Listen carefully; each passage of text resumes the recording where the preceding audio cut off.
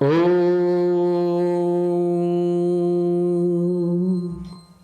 ಭದ್ರಂ ಕರ್ಣೇಭಿಃ ಶೃಣುಯಾಮದೇವಾಃ ಭದ್ರಂ ಪಶ್ಯೇಮಾಕ್ಷಭಿರ್ಯಜತ್ರಾಃ ಸ್ಥಿರೈರಂಗೈಸ್ತುಷ್ಟುವಾಗುಂಸಸ್ತನೂಭಿಃ ವ್ಯಶೇಮ ದೇವಹಿತಂ ಯದಾಯುಃ. ಓಂ ಶಾಂತಿಃ ಶಾಂತಿಃ ಶಾಂತಿಃ. ಯೋಂತಃ ಪ್ರವಿಶ್ಯ ಮಮ ವಾಚಮಿಮಾಂ ಪ್ರಸುಪ್ತಾಂ ಸಂಜೀವಯತ್ಯಖಿಲಶಕ್ತಿಧರಸ್ವಧಾಮ್ನಾಂ ಅನ್ಯಾಂಶ್ಚ ಹಸ್ತಚರಣಶ್ರವಣತ್ವಗಾದೀನ್ ಪ್ರಾಣಾನ್ ನಮೋ ಭಗವತೆ ಪುರುಷಾಯ ತುಭ್ಯಂ. ಸರ್ವೇಭ್ಯೋ ನಮೋ ನಮಃ. ಪುನಃ ವೇದನಾದಕ್ಕೆ ಸ್ವಾಗತ ಎಲ್ಲರಿಗೂ. ನಾವು ಮಂತ್ರಾರ್ಥ ಸ್ವರೂಪಕ್ಕೆ ಬರೋಣ ಅನ್ನುವ ಹಂತದಲ್ಲಿ ಹಿಂದಿನ ಸಂಚಿಕೆಯನ್ನು ಸಮಾಪ್ತಿ ಮಾಡಿದ್ದೆವು. ನೋಡಿ, ವೇದ ಸಂಸ್ಕೃತಿ ಎನ್ನುವುದು ಕೇವಲ ಒಂದು ಸಮುದಾಯದ ಪೋಷಕ ಅಂತಾದದಿದ್ದರೆ ಈ ಶಬ್ದವನ್ನು ಕಂಡುಕೊಳ್ಳುತ್ತಾ ಇರಲಿಲ್ಲ, ಕಂಡುಕೊಂಡರೂ ಜಗತ್ತಿಗೆ ಇದನ್ನು ಕೊಡ್ತಾ ಇರಲಿಲ್ಲ. ಯಾವುದನ್ನು? ಭದ್ರಂ ಕರ್ಣೇಭಿಃ ಶೃಣುಯಾಮದೇವಾಃ. ಕಿವಿಯಿಂದ ಕೇಳುವಂತಹ ಶಬ್ದಗಳು ಭದ್ರವಾಗಿರಲಿ, ಮಂಗಳವಾಗಿರಲಿ. ತಾನೊಬ್ಬನೇ ಮಂಗಳವನ್ನು ಹೇಗೆ ಕೇಳಲಿಕ್ಕೆ ಸಾಧ್ಯ? ತಾನು ಸಮುದಾಯದ ವಾಸಿಯಾಗಿದ್ದೇನೆ, ಜನ ಸಮುದಾಯದ ಮಧ್ಯದಲ್ಲಿ ತಾನೊಬ್ಬ ಬದುಕು ಕಟ್ಟಿಕೊಳ್ಳುವಂತಹ ವ್ಯಕ್ತಿಯಾಗಿದ್ದೇನೆ. ಹಾಗಿದ್ದ ಮೇಲೆ ಸಮುದಾಯದ ಏಳ್ಗೆ, ಕಲ್ಯಾಣ ಇಲ್ಲದೆ ತಾನು ಭದ್ರವಾದದ್ದನ್ನು, ಮಂಗಳವಾದದ್ದನ್ನು ಹೇಗೆ ಕೇಳಲಿಕ್ಕೆ ಸಾಧ್ಯ ಇದೆ? ದೇವವಾದದ್ದನ್ನು, ಮಂಗಳವಾದದ್ದನ್ನು ಕಿವಿಗಳಿಂದ ಸರ್ವದಾ ಕೇಳೋಣ. ಭದ್ರಂ ಪಶ್ಯೇಮಾಕ್ಷಭಿರ್ಯಜತ್ರಾಃ. ಈ ಭೌತಿಕ ಶರೀರಕ್ಕೆ ಕಣ್ಣುಗಳು ಕೊಡಲ್ಪಟ್ಟಿವೆ ಭಗವಂತನಿಂದ. ಆದಿತ್ಯನು ಕಣ್ಣುಗಳ ಅಭಿಮಾನಿ ದೇವತೆಯಾಗಿದ್ದಾನೆ. ಹಾಗಾಗಿ ಹೇಳ್ತಾ ಇದ್ದೇವೆ, ನಾವು ಕಣ್ಣುಗಳನ್ನು ತೆರೆದರೆ ನೋಡುವ ವಸ್ತು ಯಾವಾಗಲೂ ಅತ್ಯಂತ ಉದಾತ್ತವಾದದ್ದು, ಮಂಗಳಮಯವಾದದ್ದಾಗಲಿ.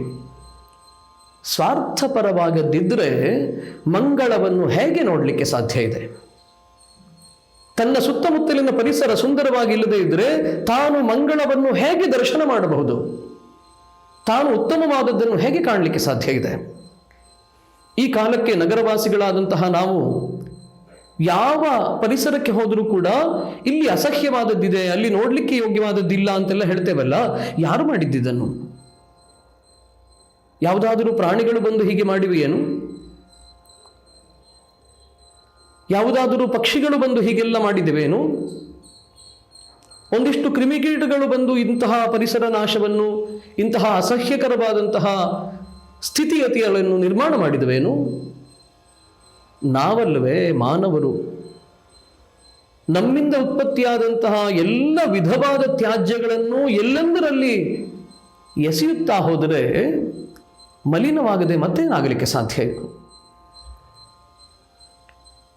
ಹಾಗಿದ್ದ ಮೇಲೆ ಅಸಹ್ಯಕರವಾದದ್ದನ್ನು ಕಾಣ್ತಾ ಇದ್ದೇವೆ ಅಂತ ಹೇಳುವ ನಾವುಗಳೇ ಇದಕ್ಕೆ ಕಾರಣರು ಅಂತ ಯಾಕೆ ಮರಿತಾ ಇದ್ದೇವೆ?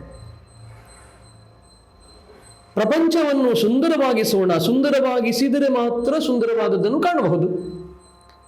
ನಾವು ಕೇಳ್ತೇವೆ, ಇತಿಹಾಸದ ಪುಟಗಳಲ್ಲಿ ಅಭ್ಯಾಸ ಮಾಡಿದ್ದೇವೆ.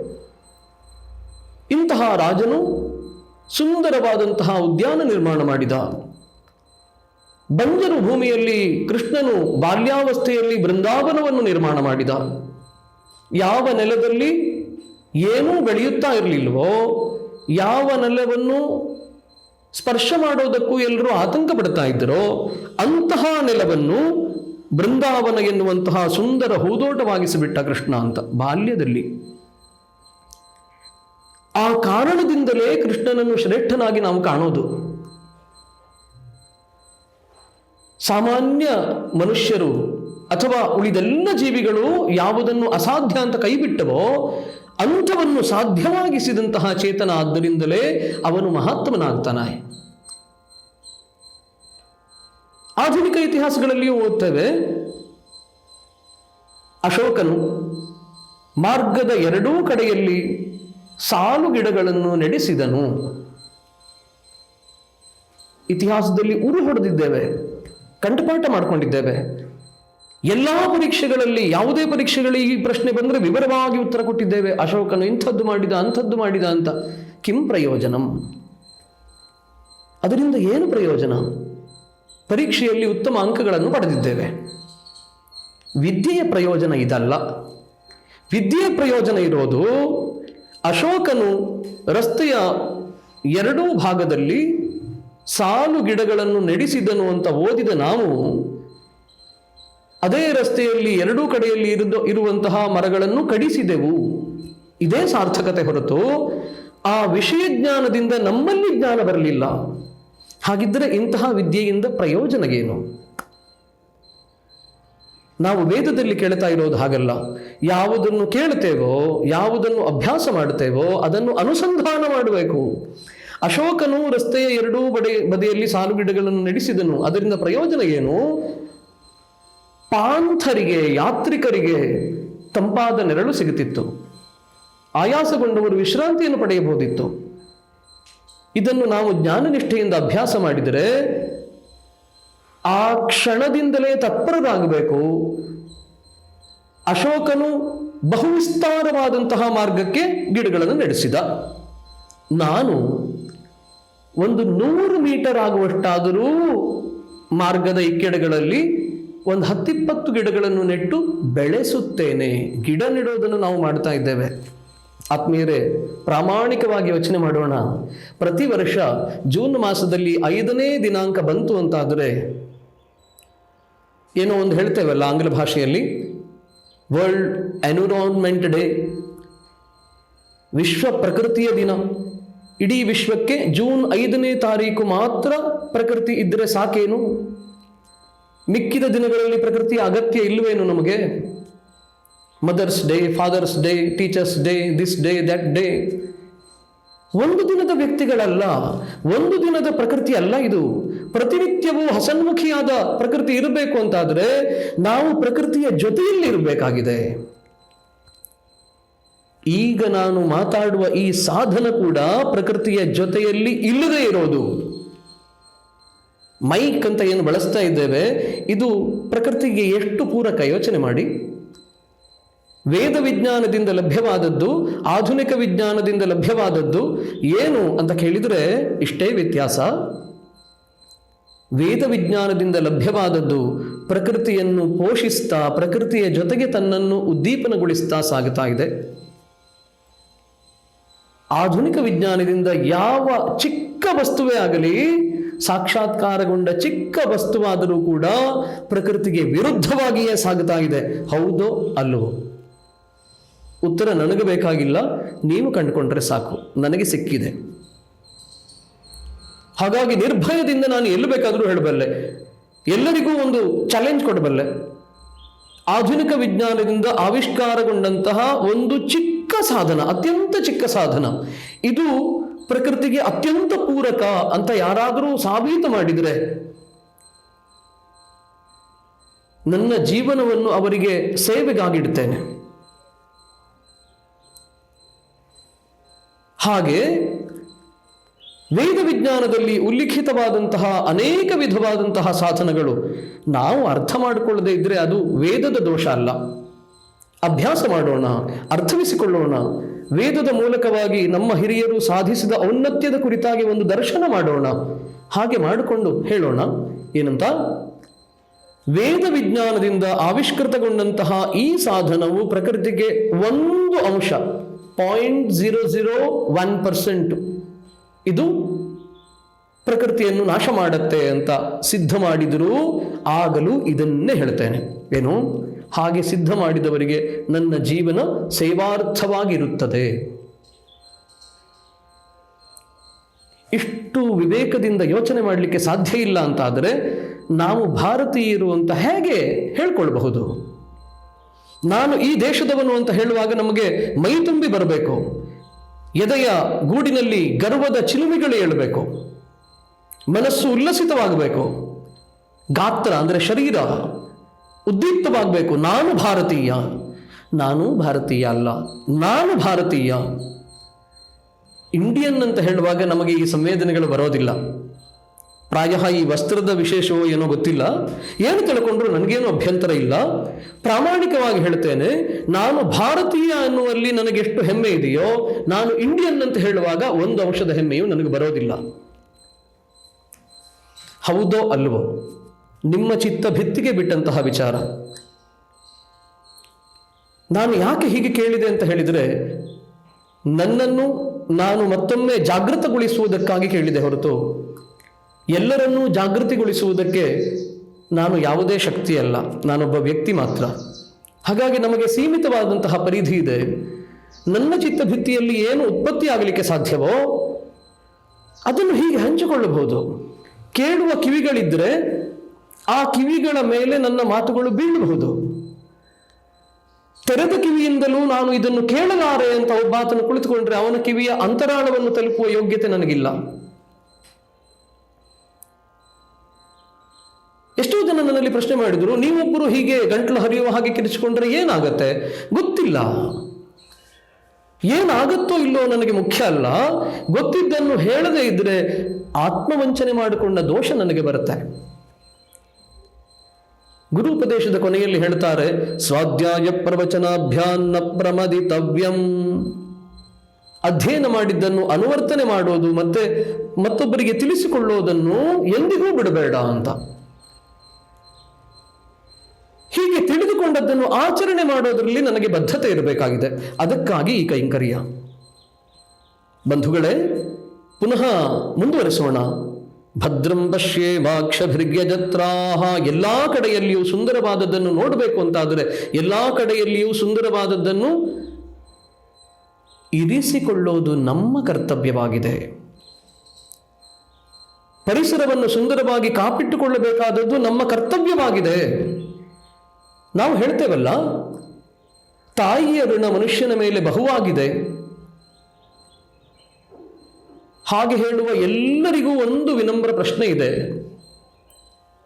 ನಮ್ಮನ್ನು ಈ ಭೂಮಿಗೆ ತಂದಂತಹ ತಾಯಿಗೆ ನಾವು ಇಷ್ಟು ಋಣಿಯಾಗಿರಬೇಕು. ಸತ್ಯ, ಪ್ರಾಮಾಣಿಕವಾದ ಸತ್ಯ. ಇದಕ್ಕಿಂತಲೂ ಮುಂದಿನ ಸತ್ಯ ಮತ್ತೊಂದಿದೆಯಲ್ಲ, ಮರಿಬಾರದು. ನನ್ನ ತಾಯಿ ಮಾತ್ರ ಅಲ್ಲ, ನನ್ನ ತಾಯಿಯ ಹಾಗಿರುವಂತಹ ಕೋಟ್ಯಾನುಕೋಟಿ ತಾಯಂದಿರಿಗೆ ಹಾಲುಣಿಸಿದಂತಹ ಪ್ರಕೃತಿ ಮಾತಾ ಅಂತಿದ್ದಾಳಲ್ಲ, ಗೋಮಾತಾ ಅಂತಿದ್ದಾಳಲ್ಲ, ಅವಳ ಕುರಿತಾಗಿ ನಮ್ಮ ನಿಷ್ಠೆ ಏನು? ಕೇವಲ ತಾಯಿಯ ಹಾಲು ಮಾತ್ರ ಕುಡಿದು ಬೆಳೆದಂತಹ ಜೀವ ಅಲ್ಲ ಇದು. ಹಸುವಿನ ಹಾಲನ್ನು ಕುಡಿದಿದೆ. ಪ್ರಕೃತಿಯ ಮಡಿಲಲ್ಲಿ ನಾವು ಬೆಳೆದಿದ್ದೇವೆ. ಯಾವುದೋ ಮರದ ಕೊಂಬೆಗೆ ನೇತಾಡಿಕೊಂಡು ಉಯ್ಯಾಲೆ ಆಡಿದ್ದೇವೆ. ಯಾವುದೋ ವೃಕ್ಷಗಳ ಎಲೆ ಅತ್ಯಂತ ಮಧುರವಾಗಿದೆ ಅಂತ ಅದನ್ನು ಕಿತ್ತು ಕಿತ್ತು ತಿಂದಿದ್ದೇವೆ.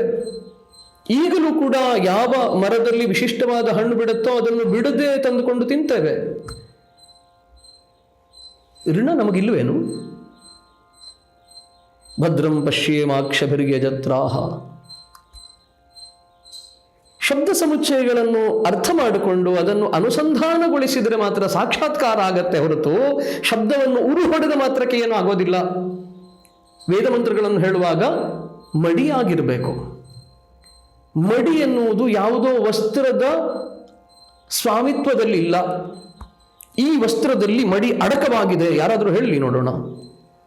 ಮಡಿ ಎನ್ನುವುದು ಆಂತರ್ಯದ ಸ್ಥಿತಿ ಅಷ್ಟೇ. ಯಾವಾಗ ನಾವು ಮಡಿಯಾಗ್ತೇವೆ ಅಂತ ಕೇಳಿದರೆ, ನಮ್ಮ ಆಂತರ್ಯದಲ್ಲಿ ನಮ್ಮ ದ್ವೇಷಗಳ ಕುರಿತಾಗಿಯೂ ನಮಗೆ ಕಲ್ಮಶ ಇರೋದಿಲ್ವೋ ಆಗ ಶುದ್ಧರಾಗುತ್ತೇವೆ, ಆಗ ಮಡಿಯಾಗಿರ್ತೇವೆ.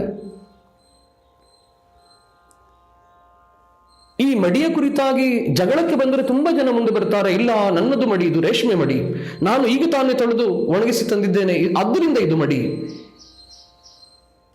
ಹೌದು, ನೀವು ಈಗ ತಾನೇ ತೊಳೆದು ಮಡಿ ಮಾಡಿದ್ದೀರಿ, ಒಣಗಿಸಿದ್ದೀರಿ, ಅದು ಮಡಿಯಾಗಿತ್ತು ನೀವು ಮುಟ್ಟುವವರೆಗೆ. ಯಾಕಂದ್ರೆ ಈಗ ನೀವು ಮುಟ್ಟಿದ ತಕ್ಷಣ ನಿಮಗೆ ಕ್ರೋಧ ಬಂತಲ್ಲ, ಹಾಗಾಗಿ ನಿಮ್ಮ ಜೊತೆಯಲ್ಲಿ ಆ ವಸ್ತ್ರವು ಮೈಲಿಗೆ ಆಯಿತು. ಒಪ್ಕೊಳ್ತೀರೋ ಬಿಡ್ತೀರೋ, ನಿಮ್ಮ ಚಿತ್ತ ಭಿತ್ತಿಗೆ ಬಿಡ್ತೇನೆ. ನಾನು ಧೈರ್ಯವಾಗಿ ಹೇಳಬಲ್ಲೆ, ನನಗೂ ಪ್ರತಿನಿತ್ಯ ಆರಾಧಿಸುವುದಕ್ಕೆ ನನ್ನದೇ ಆದಂತಹ ಬಿಂಬಗಳಿವೆ, ಮೂರ್ತಿಗಳಲ್ಲ. ಯಾರಾದರೂ ಮೂರ್ತಿ ಪೂಜೆ ಮಾಡಬೇಕು ಅಂತ ಅತ್ಯಂತ ಘಂಟಾಘೋಷವಾಗಿ ಹೇಳೋದಿದ್ರೆ ಕ್ಷಮೆ ಇರಲಿ, ನಾನು ಮೂರ್ತಿ ಪೂಜಕನಲ್ಲ. ಯಾಕಂದ್ರೆ ಶಂಕರಾಚಾರ್ಯರು ಮೂರ್ತಿ ಪೂಜೆ ಮಾಡಿ ಅಂತ ಹೇಳಲಿಲ್ಲ, ಬಿಂಬವನ್ನು ಆರಾಧನೆ ಮಾಡಿ ಅಂತ ಹೇಳಿದ್ದಾರೆ. 5 ಭೂತಗಳನ್ನು ಪ್ರತಿನಿಧಿಸುವಂತಹ 5 ತತ್ವಗಳನ್ನು ನಾವು ಆರಾಧಿಸ್ತೇವೆ. ಸೂರ್ಯನೋ, ಗಣಪತಿಯೋ, ಶಿವನೋ, ವಿಷ್ಣುವೋ, ಅಂಬಿಕೆಯೋ, ಹೀಗೆ ಆ 5 ತತ್ವಗಳನ್ನು ಬಿಂಬದಲ್ಲಿ, ಪ್ರಕೃತಿಯ ಮಡಿನಲ್ಲಿ ಸಿಗುವಂತಹ ಕಲ್ಲುಗಳು, ಬಾಣಲಿಂಗ, ಸಾಲಿಗ್ರಾಮ, ಶೋಣಭದ್ರ, ದುರ್ಗಾಬಿಂಬ ಹಾಗೂ ಸ್ಫಟಿಕ, ಇವುಗಳಲ್ಲಿ ಆರಾಧನೆ ಮಾಡಬೇಕಾಗಿದೆ. ನೋಡಿ, ನೈಸರ್ಗಿಕವಾದಂತಹ ಚಿಕಿತ್ಸೆ ಇದು. ಅಭಿಷೇಚನ ಮಾಡಬೇಕು ಅಂತ ಹೇಳ್ತೀವಲ್ಲ, ನಿರಂತರವಾದಂತಹ ಜಲಧಾರಾ ಪ್ರವಾಹ ಈ ಕಲ್ಲುಗಳ ಮೇಲೆ ಬಿದ್ದು ಅದನ್ನು ನಾವು ಪಾತ್ರೆಯಲ್ಲಿ ಸಂಗ್ರಹಿಸಿ ಇಟ್ಟುಕೊಂಡು ಕುಡಿಯೋಣ. ನನ್ನ ಅಭ್ಯಾಸವನ್ನೇ ಹೇಳ್ತಾ ಇದ್ದೇನೆ, ಆಸಕ್ತಿ ಇದ್ರೆ ಮಾಡಿ ನೋಡಬಹುದು.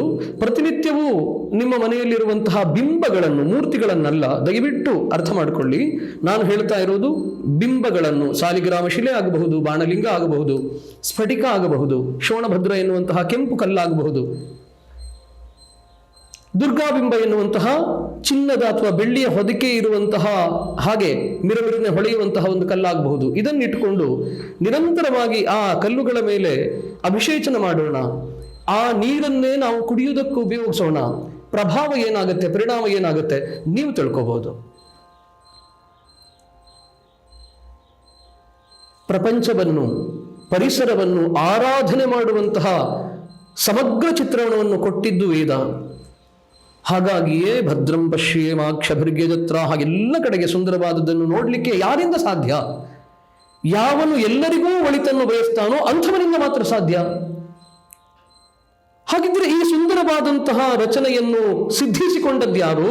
ಋಷಿಗಳು ಎನ್ನುವ ಬ್ರಾಹ್ಮಣರು. ಕೊಟ್ಟಿದ್ಯಾರಿಗೆ? ಸಮಸ್ತ ಜೀವಜಾಲಕ್ಕೆ. ಮುಂದೆ ಹೇಳ್ತಾ ಇದ್ದೇವೆ, ಹೀಗೆ ಸುಂದರವಾದದ್ದನ್ನು ಕೇಳುತ್ತಾ, ಸುಂದರವಾದದ್ದನ್ನು ನೋಡುತ್ತಾ ನಮ್ಮ ಶರೀರವನ್ನು ಪುಷ್ಟವಾಗಿಸಿಕೊಳ್ಳಬೇಕು. ಸ್ಥಿರೈರಂಗೈ ಸ್ತುಷ್ಟುಭಾಗುಂ ಸಸ್ತನೂಭಿ.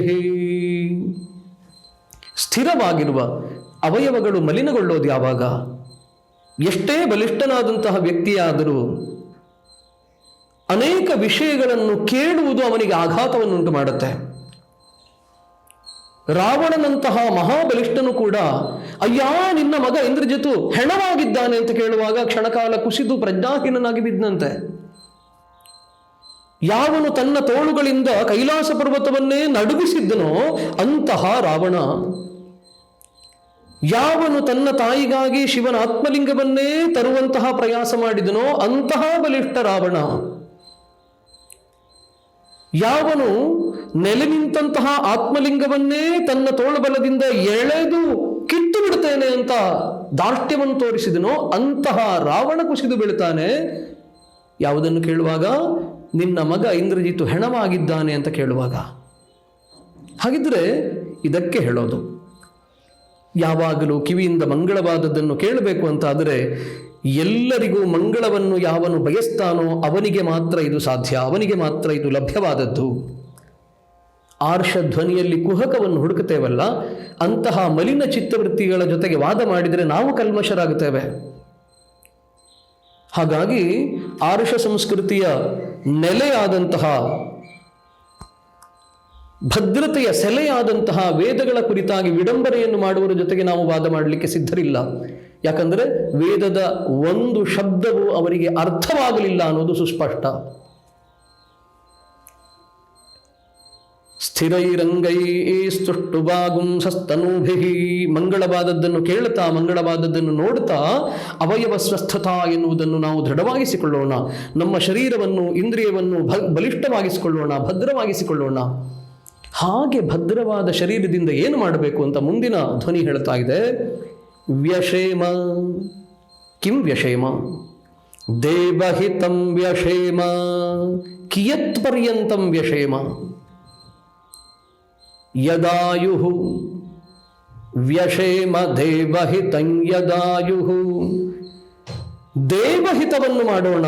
ಎಲ್ಲಿಯವರೆಗೆ ಅಂತ ಕೇಳಿದರೆ ಈ ಶರೀರದಲ್ಲಿ ಜೀವ ಇರುವವರೆಗೂ, ಶರೀರದಲ್ಲಿ ಚೇತನ ಇರುವವರೆಗೂ ಕೂಡ ದೇವಹಿತವನ್ನು ಮಾಡೋಣ. ಈಗ ಮತ್ತೊಂದು ಪ್ರಶ್ನೆ ಬಂತಲ್ಲ, ದೇವಹಿತ ಅಂದರೇನು? ಈ ದೇವಹಿತ ಅಂದರೇನು ಅನ್ನೋದನ್ನು ವಿಸ್ತಾರವಾಗಿ ತಿಳಿಯುವ ಪ್ರಯತ್ನ ಮಾಡೋಣ. ಈ ಸಂಚಿಕೆಯನ್ನು ಮುಗಿಸುವ ಹೊತ್ತಾಗಿದೆ. ಹಾಗಾಗಿ ಮುಂದಿನ ಸಂಚಿಕೆಯಲ್ಲಿ ಈ ದೇವಹಿತಂ ಅನ್ನುವುದರ ಮೇಲೆ ಮುಂದುವರಿಸ್ತಾ ವೇದದ ಆಂತರ್ಯ ಸ್ವರೂಪವನ್ನು ಅರ್ಥ ಮಾಡಿಕೊಳ್ತಾ ಸಾಗೋಣ ಮತ್ತು ಪರಾಮರ್ಶೆ ಮಾಡೋಣ. ವೇದಗಳ ವ್ಯಾಪ್ತಿ ಏನು, ವೇದಗಳ ವಿಭಕ್ತವಾದದ್ದು ಯಾಕೆ, ಈ ಅಪೌರುಷೇಯ ವಾಕ್ಯದಿಂದ ಜಗತ್ತಿನ ಉದ್ಧಾರ ಹೇಗೆ ಸಾಧ್ಯ ಅನ್ನೋದರ ಕುರಿತಾಗಿ ಮತ್ತೆ ಚಿಂತನೆಗೆ ತೊಡಗೋಣ. ಅಲ್ಲಿಯವರೆಗೆ ಎಲ್ಲರಿಗೂ ಮಂಗಳವಾಗಲಿ. ಮಂತ್ರದೊಂದಿಗೆ ಪರಿಸಮಾಪ್ತಿ ಮಾಡೋಣ. ಸ್ವಸ್ತಿ ನ ಇಂದ್ರೋ ವೃದ್ಧಶ್ರವಾಃ, ಸ್ವಸ್ತಿ ನಃ ಪೂಷಾ ವಿಶ್ವವೇದಾಃ, ಸ್ವಸ್ತಿ ನಸ್ತಾರ್ಕ್ಷ್ಯೋ ಅರಿಷ್ಟನೇಮಿಃ, ಸ್ವಸ್ತಿ ನೋ ಬೃಹಸ್ಪತಿರ್ದಧಾತು. ಓಂ ಶಾಂತಿ ಶಾಂತಿ ಶಾಂತಿ. ಧನ್ಯವಾದಗಳು ಕೇಳಿದ್ದಕ್ಕಾಗಿ.